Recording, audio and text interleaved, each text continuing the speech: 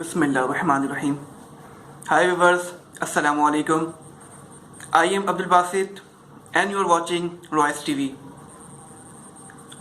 Viewers, I hope you all are fine. Viewers, I want to share why do solar eclipse. So first of all, I will explain Islamic point of view.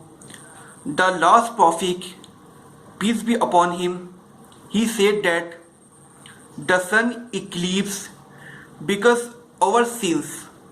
So our second point, the scientist point of view, the sun eclipse caused by when moon moves in the sun and earth, due to which